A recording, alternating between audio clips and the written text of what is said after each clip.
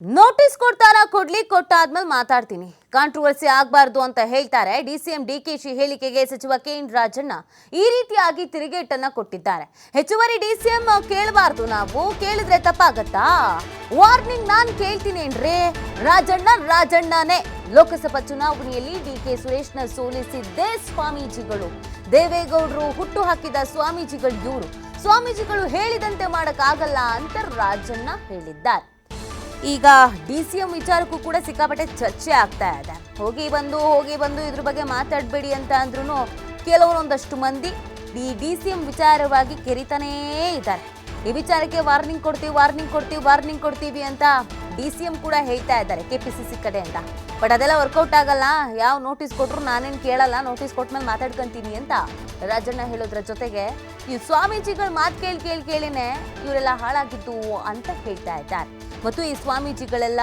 ದೇವೇಗೌಡರು ಹುಟ್ಟಾಕಿದ್ದು ಅಂತ ಕೂಡ ಇಲ್ಲಿ ವಾಗ್ವಾದ ಮಾಡಿದ್ದಾರೆ.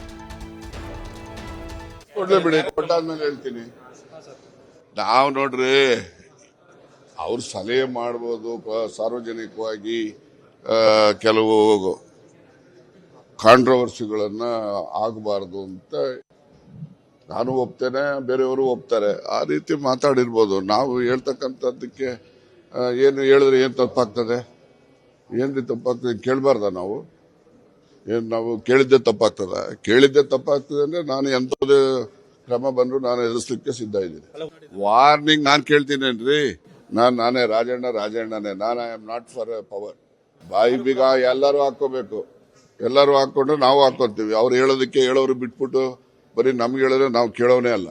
ನೋಡಪ್ಪ, ಎಲ್ಲರೂ ಸುಮ್ಮನಿದ್ರೆ ನಾವು ಸುಮ್ಮನೆ ಇರ್ತೀವಿ, ಎಲ್ಲರೂ ಸುಮ್ಮನೆ ಇಲ್ಲ ಅವ್ರು ಹೇಳಕ್ ಬಿಟ್ಬಿಟ್ಟು ಈಗ ಆಯ್ತ್ರಿ. ಈಗ ಸಿದ್ದರಾಮಯ್ಯನವರನ್ನ ನೀವು ರಾಜೀನಾಮೆ ಕೊಟ್ಬಿಟ್ಟು ಇವ್ರಿಗೆ ಮುಖ್ಯಮಂತ್ರಿ ಮಾಡಿ ಅಂತ ಹೇಳಿ ಒಬ್ರು ಅಭಿಪ್ರಾಯ ವ್ಯಕ್ತಪಡೋದು ಕೇಳಿಸ್ಕೊಂಡು ಸುಮ್ಮನೆ ಇರಕ್ಕಾಗ್ತದ? ಕೇಳ್ಕೊಂಡು ಸುಮ್ಮನೆ ಇರಕ್ಕಾಗ್ತದೇನ್ರಿ? ಏನ್ ಅವ್ರು ಮಾಡಿದ್ರೇನ್ರಿ? ಮಾಡಿರ್ತಕ್ಕಂಥದ್ದು ಕಾಂಗ್ರೆಸ್ ಹೈಕಮಾಂಡ್ ಮತ್ತೆ ಇಲ್ಲಿನ ಶಾಸಕರ ಅಭಿಪ್ರಾಯದ ಮೇಲೆ ಮುಖ್ಯಮಂತ್ರಿ ಉಪಮುಖ್ಯಮಂತ್ರಿ ಆಗಿರೋದು.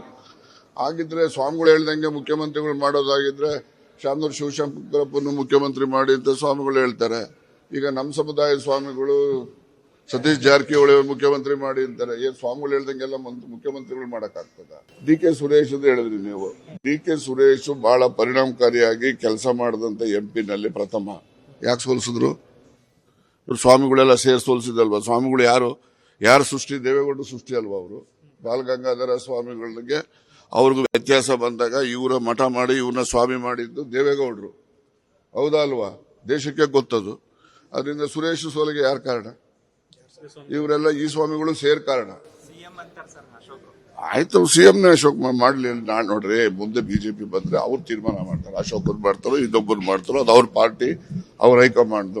ಹಂಗೆ ನಮ್ಮಲ್ಲಿ ಯಾರು ಸಿಎಂ ಮಾಡಬೇಕು ಅನ್ನೋದು ನಮ್ಮ ಶಾಸಕರುಗಳು ಮತ್ತೆ ನಮ್ಮ ಕಾಂಗ್ರೆಸ್ ಹೈಕಮಾಂಡ್ ತೀರ್ಮಾನ ಮಾಡ್ತಾರೆ.